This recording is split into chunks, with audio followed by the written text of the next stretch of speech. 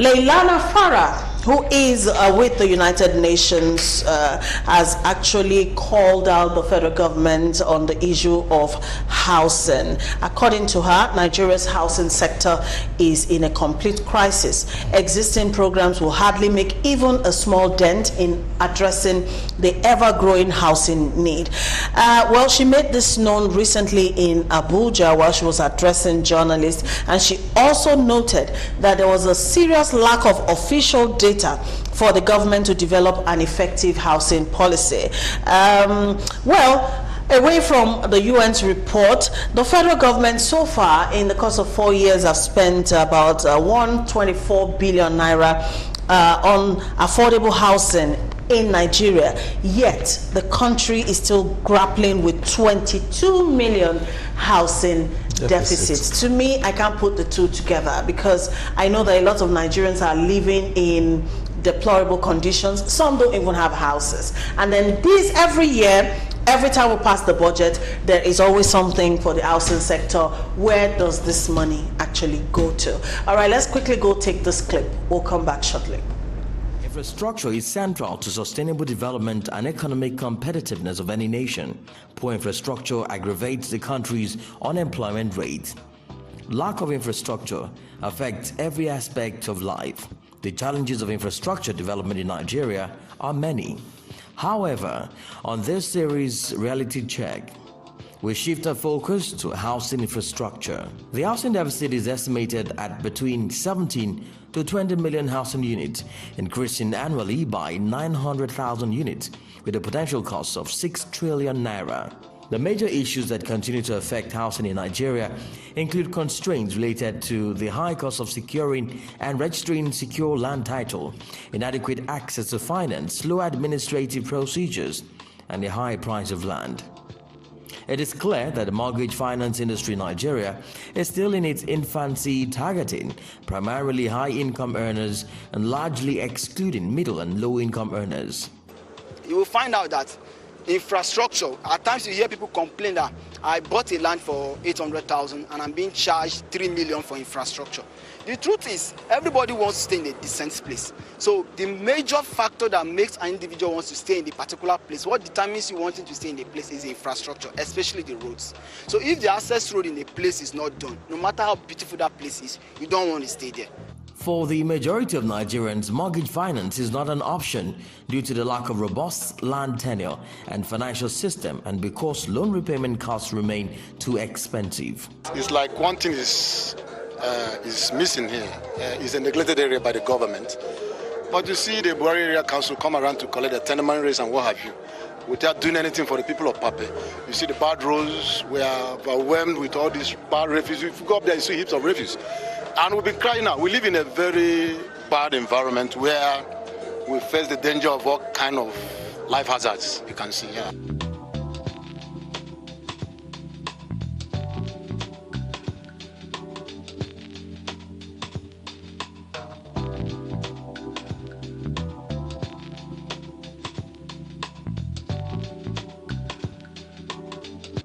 Swarming with people, a noisy atmosphere mixed with stench and smoke. Mpape is a slum perched atop one of the undulating hills in the Federal Capital Territory. It is densely populated. The hilltop urban slum is a few minutes' drive on a snaky, sloping road from Maitama, Abuja's most luxurious district. Residents of the town live in the shadow of demolition scare. No regular power, no pipe-borne water, roads are nightmares. However, houses are relatively affordable, with a single room going for 60,000-70,000 naira. If you look at it, some of the structures here are so dilapidated. When you get to some places, you imagine whether human beings are there. So these are the things that actually they ought to work in and see how they can be able to make people who are living here more comfortable. Number one, lights, and number two, no good road. I think when they talk about the light issue and they bring good roads to the society. As a result of the high cost and limited production of affordable housing in Nigeria, a significant number of its population lived in rented property, which varies from shags to formal housing with highly speculated rent. The housing situation is very poor. because there's no building plan. This place is even a bit better. If you enter places like Kwari Village or some places in Ajegule, you'll not be happy with the kind of settings you see there. You see some people's houses are just adjacent to some people's windows. You share ventilation. Let me say maybe 2 weeks if you can be sharing used air, no fresh air. Neither the government nor the private sector provide sufficient housing units, especially for the masses that need and demand it.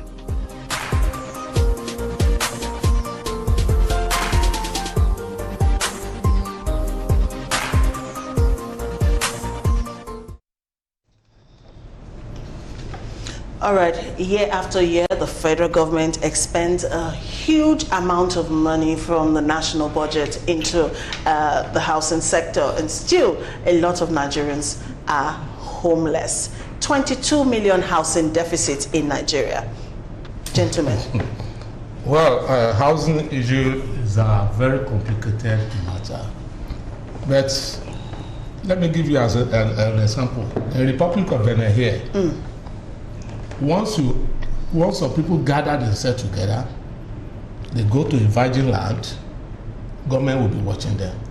As soon as they get up to about 200 people for that area, government will now come in.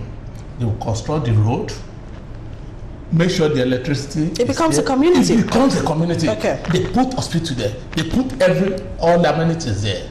Then people will move down there. But in Nigeria, it's not so. Even when you have your money to buy land, these land grabbers will come after you. They take it, they sell, they resell it, they do all sorts of things, and government is looking. Because according to what one of them told me, they said government people, they are benefiting from it. Now let me come to the issue. This housing issue, I don't know how we are going to solve the problem in Nigeria. Number one, the population is growing daily on daily. And you are only focusing on Abuja and Lagos. Go to other towns. For example, in Ibadan, do you know they are still using the plastic toilet? All these olden days, 1979, 69, something, in Ibadan. That is why they have epidemics there. The housing issue, government cannot do it. Let's put private PSP something, the private sector participation. Thank you very much. Let's give them the opportunity to do it. All this money they are spending, maybe they are spending it to build houses for themselves, not common man house. Okay. They are not. Okay. All right. Let me hear Prince Chilaka. Well, like you said, each year there's a budget set aside for housing, and I'm asking, where are they building these houses that we don't get to see them? You know, the 8th Assembly, I remember the National Assembly, there was a bill on control of rent that was sent in. That bill died.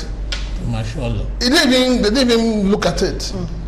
So the major problem we have, in governance in Nigeria is that we forget that there are basic needs for the people: food, shelter, water, health. These are basic necessities of life that should be given to them free.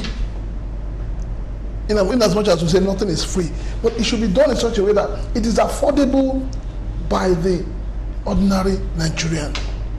So I keep asking, as a country, we don't have a national carrier, we don't have a national transport system. Even the water itself that's supposed to be national is not there. So what is it that government is giving to the people?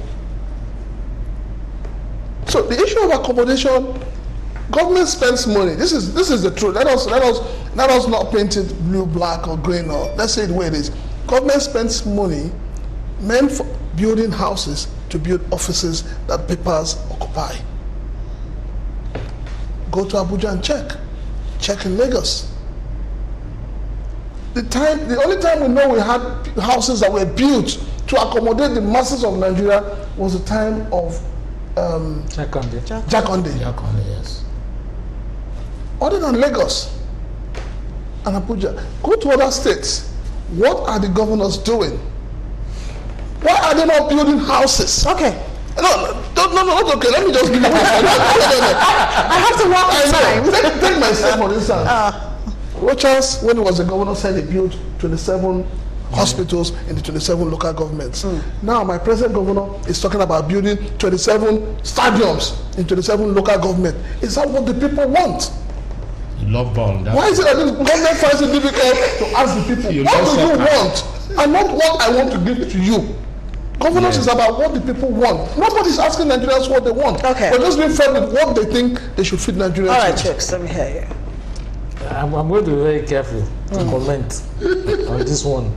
But it won't stop me from saying the basic things. And the basic things is that in Nigeria we have leaders who don't understand what it means to lead.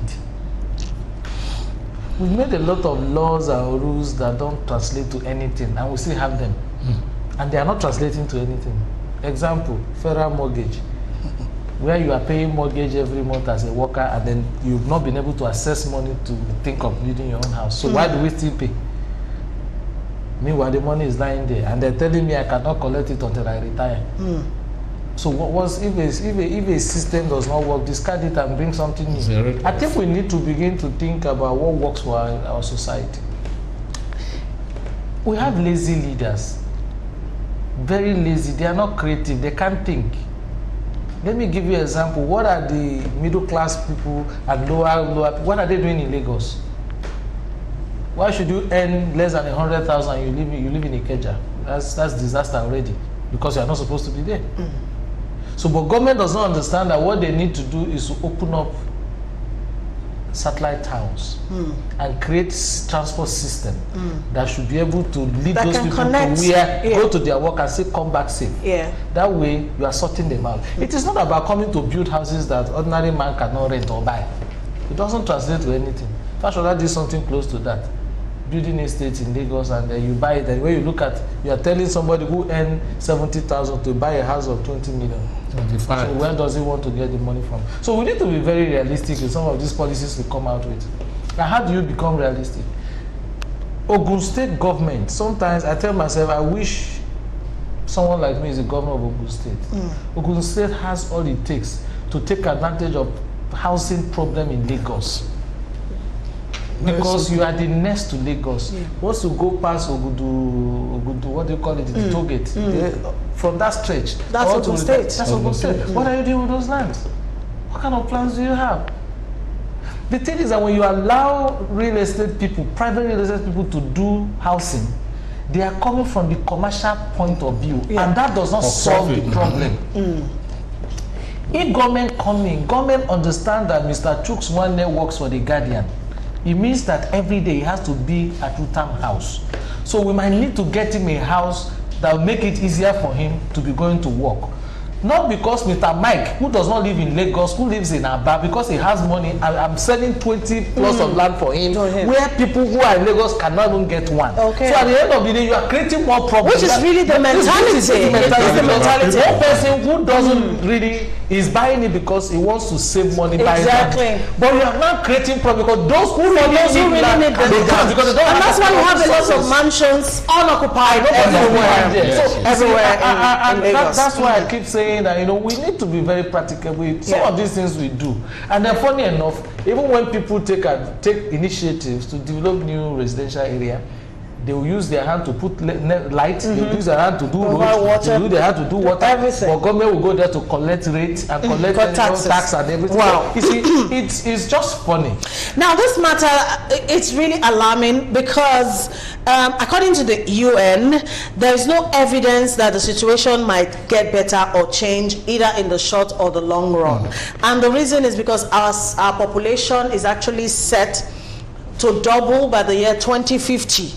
So we're going to be around 400 million people.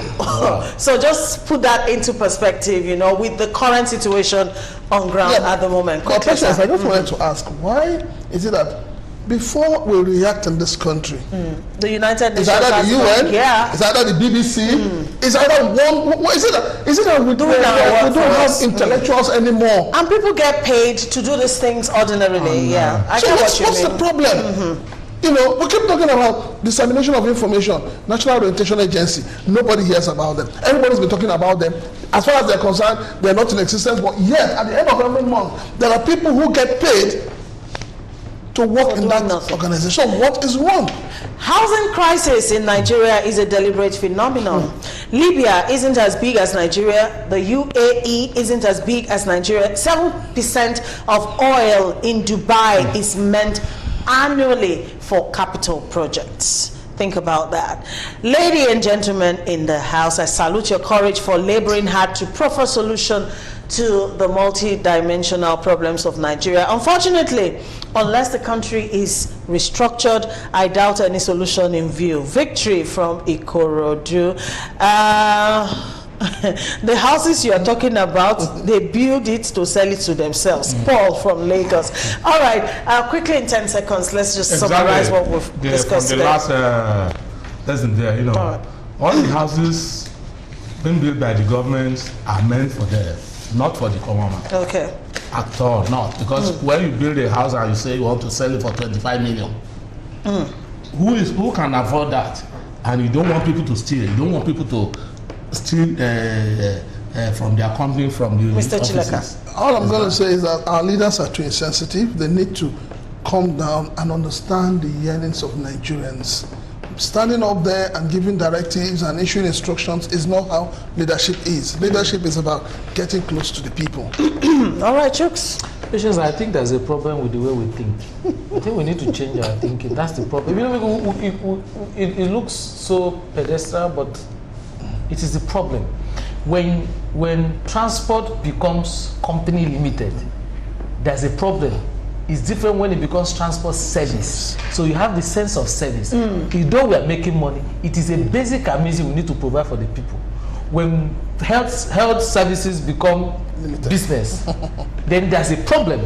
That means when somebody is dying, until you pay deposit, you can't touch it. When it's a service, you know that this is a basic thing you need to do. That's what we have done with all the sectors that should be service sectors have been turned to money-making sectors. Okay. So what has happened? Everybody going lost our sense of humanity. So nobody can, if you don't have money, you can't get it. All right. Well, that's as much as time will permit us to do today. So many humongous issues, you know, Nigeria is grappling with at the moment.